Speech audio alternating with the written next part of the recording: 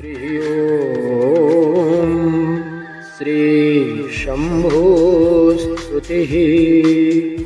श्रीरामोवाच नमामि शम्भुं पुरुषं पुराणं नमामि सर्वज्ञमपारभावम् नमामि रुद्रं प्रभुमोक्षयं तं नमामि सर्वं शिरसा नमामि नमामि सर्वं शिरसा नमामि नमामि देवं परमव्ययं तम् उमापतिं लोकगुरुं नमामि नमामि दारिद्र्यविदारणं तं नमामि रोगापहरं नमामि नमामि रोगापहरं नमामि नमामि कल्याणमचिन्त्यरूपं नमामि विश्वो भवबीजरूपं नमामि विश्वस्थितिकारणं तं नमामि संहारकरं नमामि नमामि संहारकरं नमामि नमामि गौरी प्रियमव्ययं तं नमामि नित्यं क्षरमक्षरं तं नमामि चेन्द्रूपममेयभावं त्रिलोचनं तं शिरसा नमामि त्रिलोचनं तं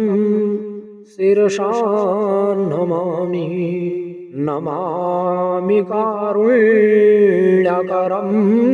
भवस्य भयङ्करं वा विशदा नमामि नमामि दाता रमभीप्सिताना नमामि सोमे समुमेशमादौ नमामि सोमे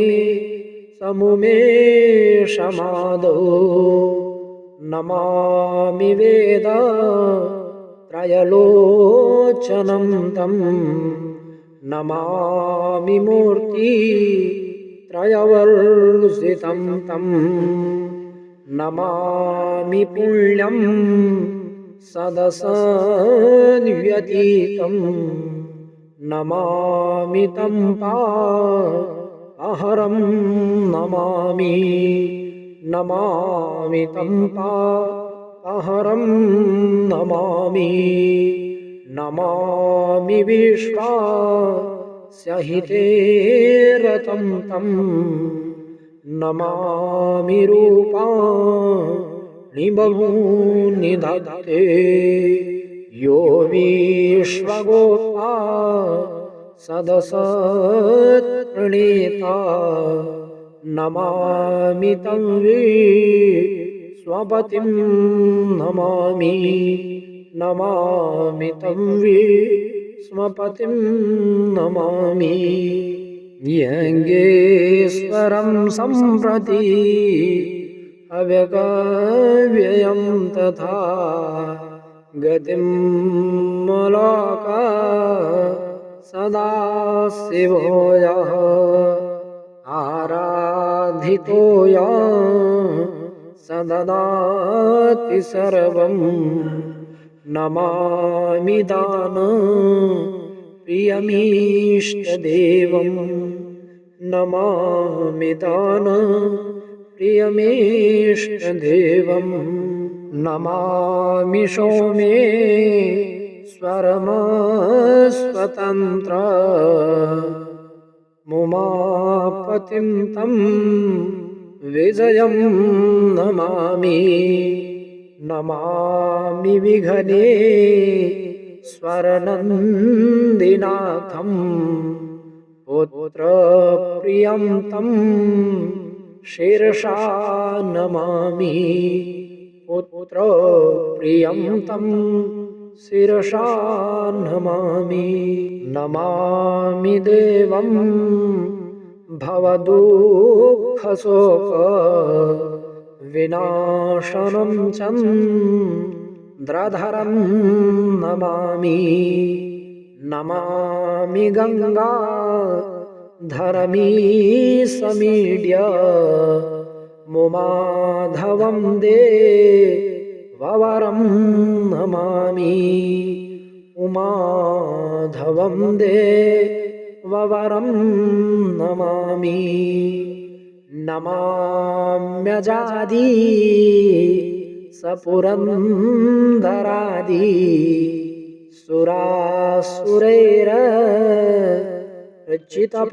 सुरासुरैरर्चितपादपद्म्यं नमामि देवी मुखवादनाना मीक्षार्थमक्षी प्रतयं न्येक्षत् मीक्षार्थमक्षी प्रतयं न्येक्षत्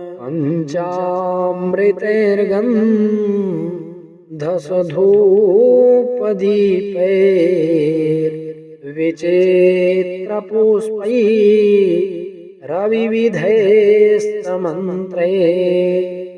अन्नप्रकारैः सकलोपचारैः सम्पूजितं सोममहं नमामि सम्पूजितं सोममहं नमामि। अथ श्रीषट्कामः श्रीब्रह्मपुराणे शम्भुस्तुतिः।